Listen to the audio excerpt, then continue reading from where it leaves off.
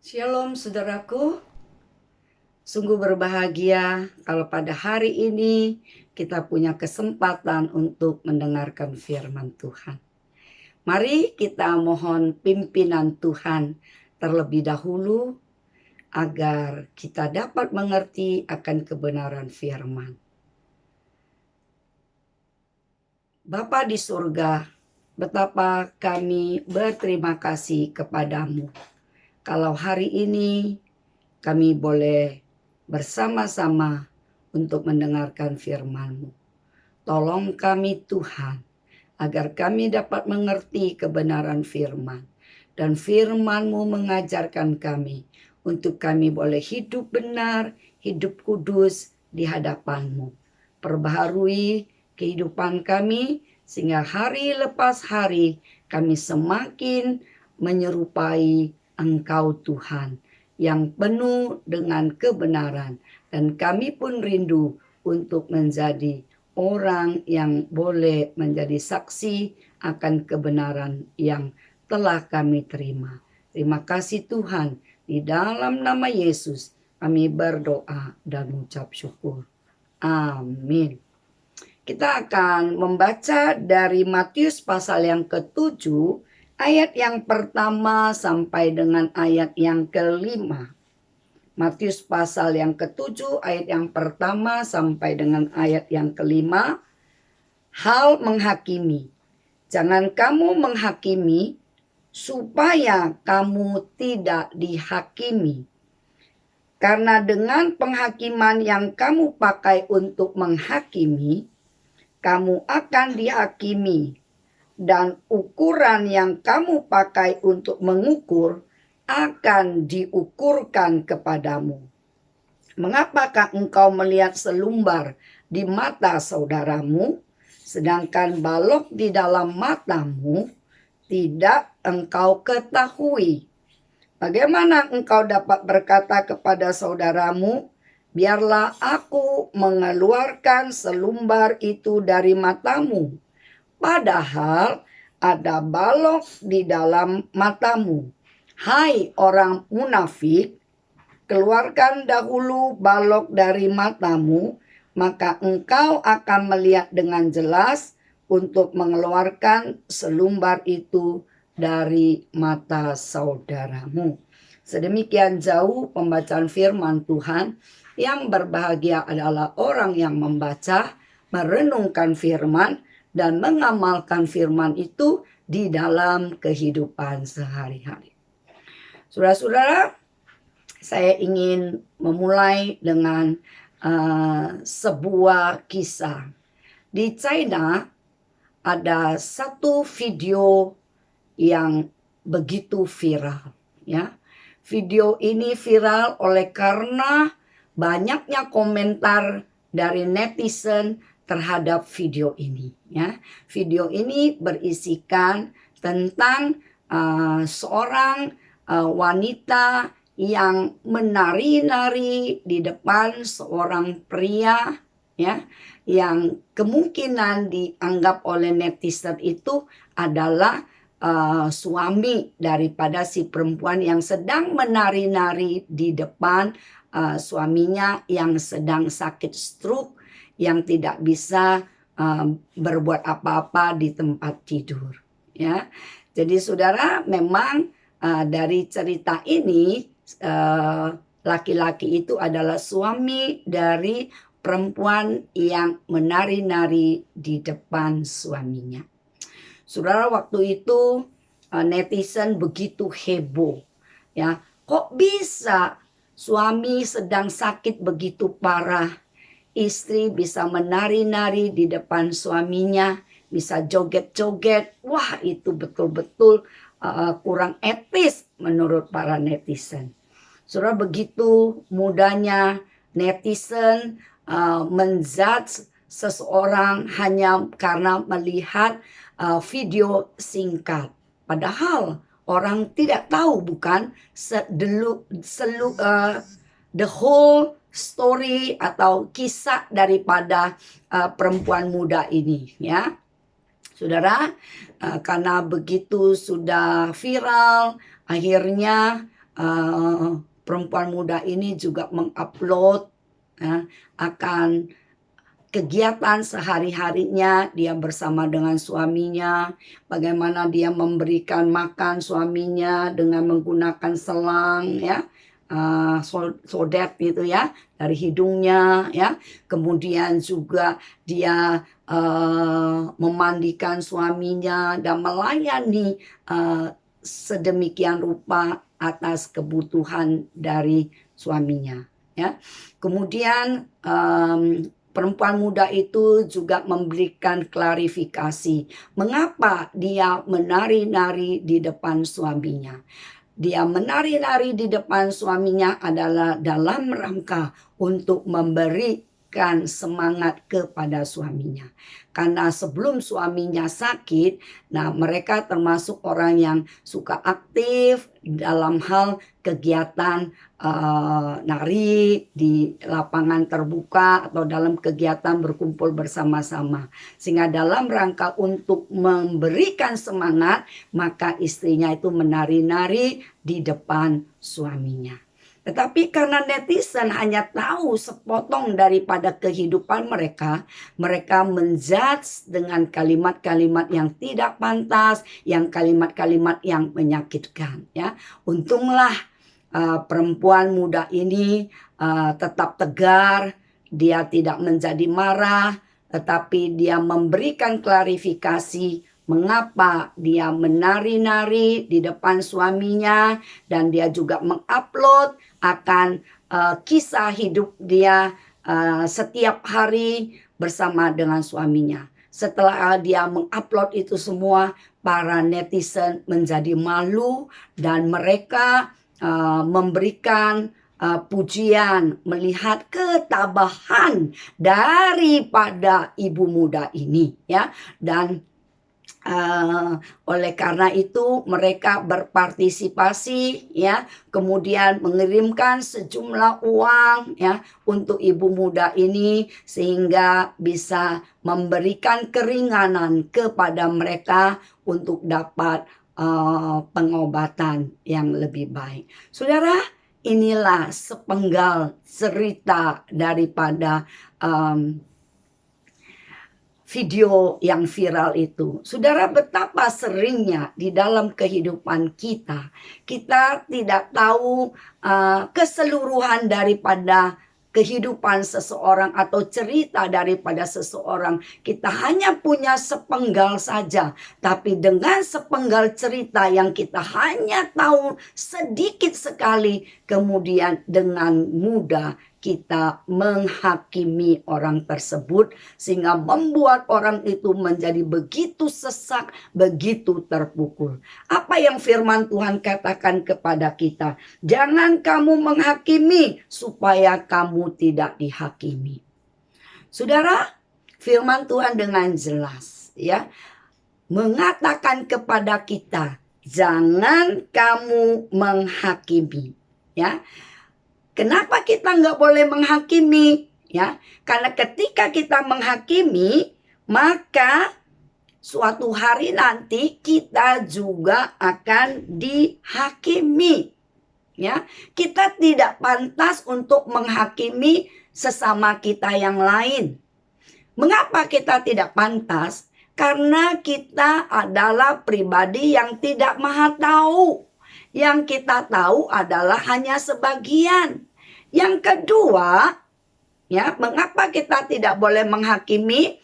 Yang kedua adalah karena kita dipanggil oleh Tuhan untuk mengasihi, bukan menghakimi, ya. Yang ketiga, apa hak kita untuk menghakimi sesama kita? Bukankah kita adalah orang yang berdosa? Bukankah kita adalah orang yang terbatas? Bukankah kita orang yang tidak sempurna? Kalau kita yang tidak sempurna, bagaimana kita bisa menghakimi sesama kita yang lain? Saudara, hanya Tuhan yang mempunyai hak untuk menghakimi kita. Ya. Kemudian lanjut firman Tuhan katakan, karena dengan penghakiman yang kamu pakai untuk menghakimi, ya. Kamu akan dihakimi dengan ukuran yang kamu pakai untuk mengukur akan diukurkan kepadamu. Jadi saudara, apa yang kita lakukan, kita menghakimi orang lain, suatu saat nanti kita juga akan dihakimi. Saudara, emang enak kalau kita dihakimi. Emangnya enak kalau kita disalah mengerti oleh orang lain. Nggak enak bukan? Kalau tidak enak kita disalah mengerti, ya.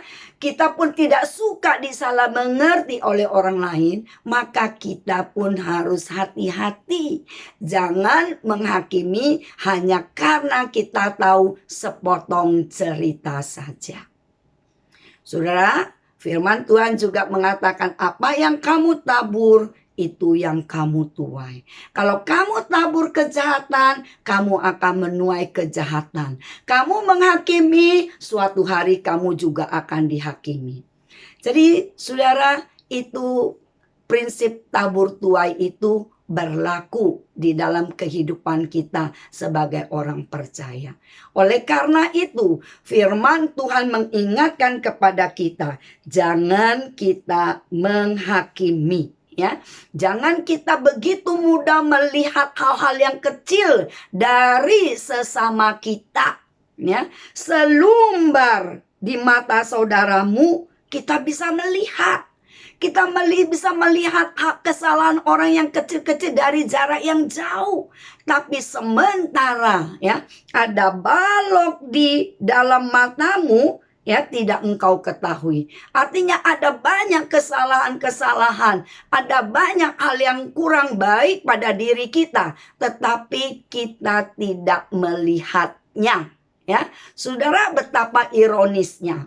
Kesalahan orang yang kecil bisa kita lihat dengan jelas, bisa kita tegur orang itu, tetapi kesalahan kita yang besar kita tidak menegur diri kita sendiri. Saudara, itulah yang firman Tuhan ingatkan kepada kita. Ayo kita periksa dulu akan keberadaan kita, ya, akan kesalahan-kesalahan kita, akan hal-hal yang masih kurang sempurna pada diri kita, sebelum kita mengatakan kepada orang lain hal-hal yang kurang baik daripada orang lain. Saudara, jadi jangan gampang menghakimi orang lain, ya, karena kita tidak dipanggil untuk menghakimi, tapi kita dipanggil untuk mengasihi.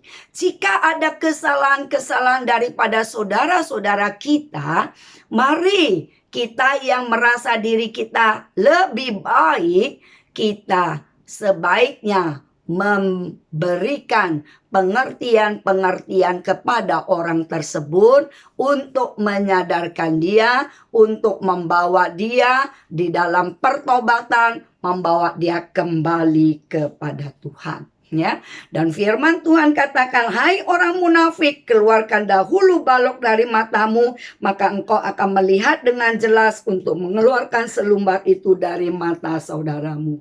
Jadi saudara, kalau ada sesuatu balok di mata kita yang begitu besar, kalau kita nggak singkirkan, bagaimana kita bisa melihat akan selumbar ya dari mata saudara kita, sesuatu yang kecil dari mata yang ada di hadapan saudara kita. Nggak bisa bukan, karena kita sudah tertutup dengan balok yang begitu besar. Ya, kalau ada sesuatu yang saya gunakan untuk menutup mata saya, apakah saya bisa melihat dari yang di tempat yang lain apa yang diperbuat orang lain? Tentu tidak bisa, bukan? Tapi ketika saya menyingkirkan ya balok itu, barulah saya bisa melihat hal-hal yang ada pada orang lain, ya. Jadi jangan kita begitu munafik. Kita merasa diri kita udah paling benar. Kita merasa diri kita paling sempurna. Padahal kita tidak sesempurna yang kita pikirkan. Karena ada kemunafikan di dalam diri kita. Ada ketidakjujuran di dalam diri kita. Kita tidak menilai diri kita secara fair. Kita tidak introspeksi diri kita dengan baik. dan kita gunakan itu untuk menilai orang lain. Mari saudaraku, kita mau belajar ya, bahwa Tuhan memanggil kita untuk menjadi pribadi yang mengasihi Tuhan, mengasihi sesama, bukan untuk menghakimi saudara-saudara kita. Saudara, poin yang terakhir, apa gunanya kita menghakimi orang lain? Apa gunanya kita mendiskreditkan orang lain? Apakah dengan kita menghakimi atau mendiskreditkan orang lain itu bermanfaat bagi orang yang kita diskreditkan atau kita hakimi? Tidak, bukan. Justru itu tidak ada hal yang baik daripada satu peristiwa kita menghakimi atau mendiskreditkan saudara kita. Justru akan membuat dia semakin terpuruk. Jika saudara dan saya mengasihi, kita tidak menghakimi, tapi bagaimana kita memberitahu dengan kasih, ya, apa yang menjadi kekurangan menurut kita, kita beritahu agar orang itu boleh memperbaiki diri. Itu baru jempol. Ya, jadi bukan untuk menghakimi atau untuk menggosipi. Saat ini terlalu mudah bagi orang untuk menggosipkan orang lain. Hanya dengan sepenggal cerita saja sudah kita bisa tambahkan bumbu sedemikian rupa sehingga membuat kondisi orang yang digosipin itu menjadi semakin terpuruk. Saudara, bukankah kita juga tidak mau kalau orang menggosipi kita? Bukankah kita juga merasa begitu sedih kalau kondisi yang tidak seperti demikian diputarbalikkan sedemikian rupa sehingga terlihat orang itu udah paling bersalah dan paling berdosa. Padahal kita tidak tahu kebenaran yang sesungguhnya. Begitu gampang orang dengan jarinya mengetik, ya, memforward hal-hal yang belum tentu benar, ya, di dalam sosial medianya, sehingga membuat orang lain terpuruk, sehingga membuat orang menjadi patah hati, patah semangat, dan membuat orang itu kehilangan pengharapan, menjadi putus asa. Bukankah itu adalah sesuatu yang dosa? Jadi saudara, hati-hati gunakan mulut kita. Saat ini hati-hati gunakan jari kita. Yang mungkin dengan begitu cepat kita ketik-ketik, kita share, dan itu membuat orang lain menjadi begitu down. Saudara, saya juga pernah mendengar dari sebuah YouTube bagaimana seorang anak muda, ya, seorang wanita muda begitu putus asa karena videonya yang dibuat viral oleh sesuatu yang, ya, dalam arti kurang begitu pantas, ya. Seandainya tidak diviralkan, mungkin kondisi daripada remaja itu tidak begitu malu. Tapi oleh karena diviralkan sehingga perempuan muda ini tidak berani keluar rumah, malu bertemu dengan tetangga, selalu mengurung diri di rumah, akhirnya mengalami depresi yang begitu besar, dan pada akhirnya dia memutuskan untuk bunuh diri. Sudah begitu tragis. Maukah kita juga berwaspada? Jangan gampang-gampang share sesuatu yang belum tentu bermanfaat bagi orang lain. Kita harus perhatikan. Jangan gara-gara kita yang begitu gampang share, begitu gampang berbicara, begitu gampang gosip, akhirnya kita membuat orang mengalami depresi dan sampai pada bunuh diri. Saudara, Bukankah itu sesuatu yang harus kita perhatikan?